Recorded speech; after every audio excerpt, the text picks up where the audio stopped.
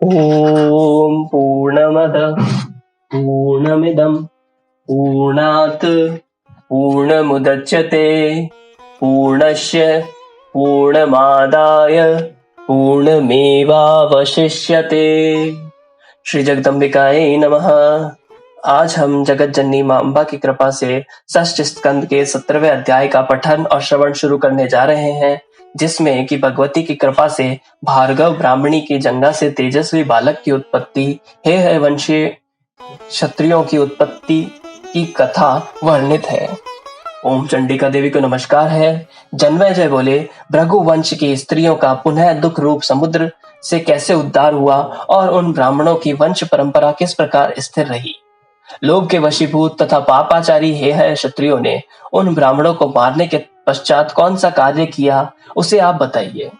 हे ब्राह्मण, आपके द्वारा कथित इस पवित्र लोगों के लिए सुखदायक तथा परलोक में फल देने वाले कथामृत का पान करते हुए मुझे तृप्ति नहीं हो रही है। व्यास जी बोले, हे राजन सुनिए, वे स्त्रियां उस भयावह दुख से जिस प्रकार मुक्त हुई, अब मैं उस पाप नाशिनी कथा का वर्णन करूंगा। हे राजन, जब क्षत्रिय हे भृगुकुल की नारियों को बहुत पीड़ित करने लगे, तब वे भयभीत तथा निराश होकर हिमालय पर्वत पर चली गईं। उन्होंने वहां नदी के तट पर गौरी की मृण्मयी प्रतिमा स्थापित करके निराहार रहते हुए उपासना में लीन होकर अपने मरण के प्रति पूरा निश्चय कर लिया।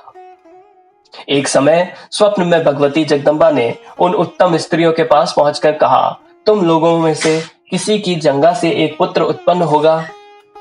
मेरा अंशभूत वही शक्तिमान पुरुष तुम लोगों का कार्य सिद्ध करेगा। ऐसा कहकर पराम्बा भगवती अंतर्धान हो गई। जागने पर वे सभी स्त्रियां बहुत प्रसन्न हुई। उनमें से किसी चतुर कामिनी स्त्री ने, जो भय से त्रस्त थी, वंश वृद्धि हेतु अपनी एक जंगा में गर्भ धारण किया। जब उन हे क्षत्रियों ने व्याकुल तथा तेज युक्त उस स्त्री को भागती हुई देखा, तब वे उसके पीछे दौड़ पड़े। यह गर्भ धारण करके वेग पूर्वक भागी जा रही है, इसे पकड़ लो और मार डालो। इस प्रकार कहते हुए हाथ में तलवार लेकर वे उस स्त्री के पास पहुंच गए।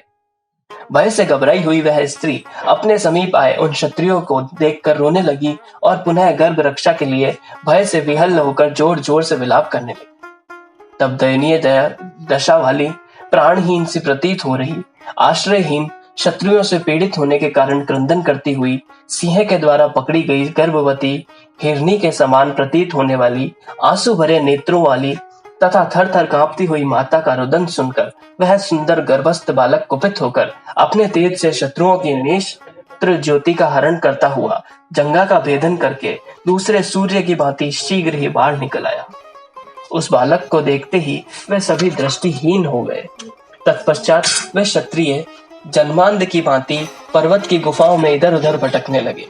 सभी क्षत्रिय मन में विचार करने लगे कि इस समय यह क्या हो गया है कि हम सभी लोग बालक को देखने मात्र से चक्षुहीन हो गए। ऐसा प्रतीत होता है कि इसी ब्राह्मणी का यह प्रभाव है, क्योंकि सती व्रत एक महान बल है। अमोघ संकल्प वाली दुखित स्त्रियां क्षण भर में न जाने क्या कर डालेंगी। ऐसा मन में सोचकर नेत्रहीन, निराश्रय तथा चेतना रहित हे वंशी क्षत्रिय उस ब्राह्मणी की शरण में गए और उन्होंने भय से त्रस्त उस स्त्री को दोनों हाथ जोड़कर प्रणाम किया। वे श्रेष्ठ क्षत्रिय अपनी नेत्र ज्योति के लिए इस भयाकुल ब्राह्मणी से कहने लगे, हे सुभगे, हे माता, हम सब आपके सेवक हैं, अब आप हमारे ऊपर प्रसन्न हो जाइए। हे रंबोरु, पाप बुद्धि वाले हम क्षत्रियों ने अपराध किया है। हे तन्वंगी, इसलिए आपको देखते ही हम सब चक्षु विहीन हो गए। हे भामिनी, जन्म से अंधे व्यक्ति की भांति हम आपका मुख दर्शन कर पाने में समर्थ नहीं है। आपका तप तथा पराक्रम अद्भुत है, हम पाप परायण क्या ही कर सकते हैं। हे मानदे, हम आपकी शरण में हैं, हमें नेत्र दीजिए, क्योंकि नेत्र ज्योति से विहीन हो जाना मृत्यु से भी कष्टकारक होता है। आप हमारे ऊपर कृपा कीजिए। फिर से नेत्र ज्योति देकर इन समस्त क्षत्रियों को अपना सेवक बना लीजिए। इसके बाद पाप कर्म से रहित होकर हम लोग साथ साथ चले जाएंगे। अब हम लोग इस प्रकार कर्म कभी नहीं करेंगे। अब हम सभी भार्गव ब्राह्मणों के सेवक हो गए। हम लोगों ने अज्ञानवश जो भी पाप किया है उसे आप क्षमा करें। हम हे क्षत्रिय शपथ पूर्वक कहते हैं कि आज से कभी भी भृगुवंशी ब्राह्मणों के साथ हमें वैरभाव नहीं रखना चाहिए और यथोचित व्यवहार करना चाहिए। हे शुश्रूणी, आप पुत्रवती होवे, हम आपकी शरण में हैं। हे कल्याणी, आप कृपा करें, हम लोग अब कभी भी द्वेष भाव नहीं रखेंगे। व्यास जी बोले, हे राजन, उन क्षत्रियों की यह बात सुनकर ब्राह्मणी विस्मय में पड़ गई और उसने शरणागत तथा दुर्गति को प्राप्त उन नेत्रहीन क्षत्रियों को आश्वासन देकर कहा, हे क्षत्रियों, आप लोग निश्चित रूप से जान लें कि मैंने आप सबकी दृष्टि का हरण नहीं किया है। मैं आप लोगों पर कुपित नहीं हूं। अब मैं वास्तविक कारण बता रही हूं। आप लोग सुनिए।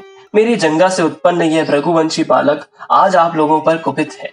क्षत्रियों के द्वारा अपने बांधवों यहाँ तक कि गर्भस्थ स्थित बालकों का वध किए जाने की बात जानकर कोपविष्ट इसी बालक ने आप लोगों के नेत्र स्तंभित कर दिए हैं।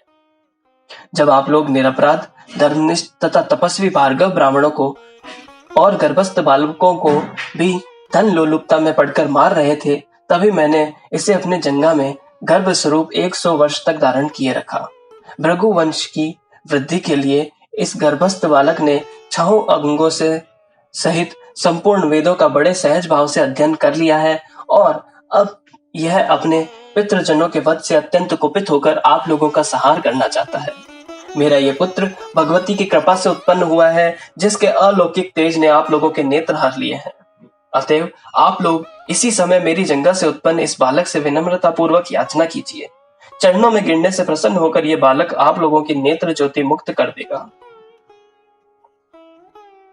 व्यास जी बोले, उस ब्राह्मणी का वचन सुनकर हे हयो ने जंगा से उत्पन्न बालक स्वरूप मुनि श्रेष्ठ को प्रणाम किया और वे विनय से युक्त होकर उनकी स्तुति करने लगे।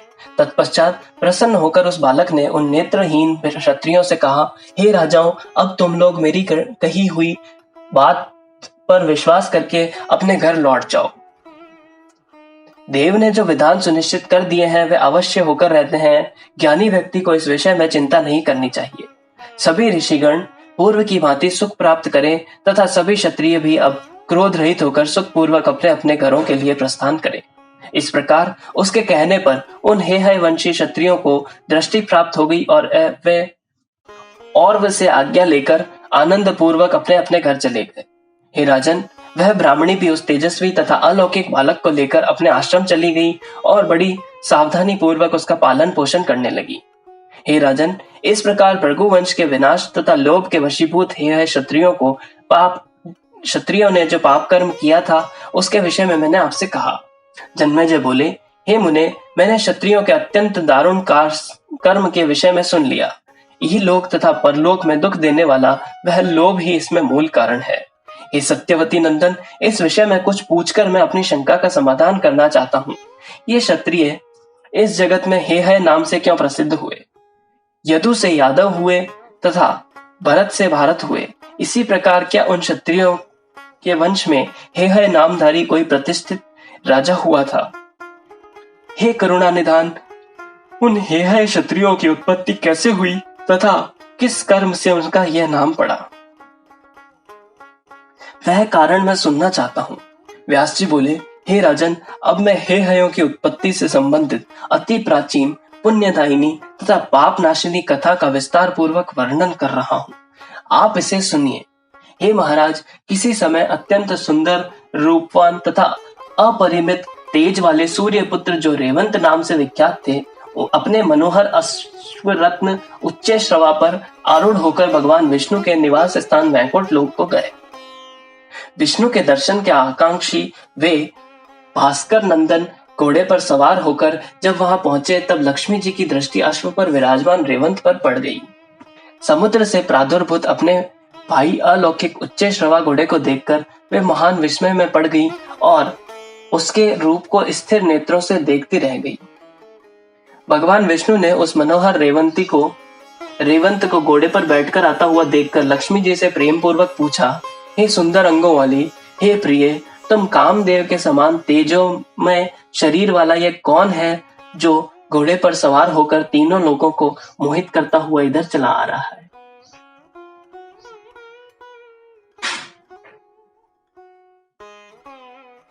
उस समय घोड़े को एकटक देखते रहने से देववशात उसी में चित्त योग से होने जाने के कारण भगवान विष्णु के बार बार पूछने पर भी लक्ष्मी जी ने कुछ नहीं कहा। व्यास जी बोले, भगवान विष्णु कामिनी, चपल नेत्रों वाली तथा चंचला लक्ष्मी को अत्यंत मोहित होकर अत्यधिक प्रेम के साथ निहारती हुई तथा उस अवश्य अश्व में अनुरक्त बुद्धि वाली देखकर क्रोधित हो उठे और उनसे बोले, हे सुलोचने, तुम क्या देख रही हो? इस घोड़े को देखकर मोहित हुई तुम मेरे पूछने पर भी उत्तर नहीं दे रही हो, क्योंकि तुम्हारा चित्त सभी और रमण करता है। अतएव रमा और तुम्हारी चंचलता के कारण तुम चला कहीं जाओगी, इसमें संदेह नहीं है। जिस प्रकार सामान्य नारी चंचल होती है, उसी प्रकार हे कल्याणी, तुम भी कभी स्थिर स्वभाव वाली नहीं रहोगी।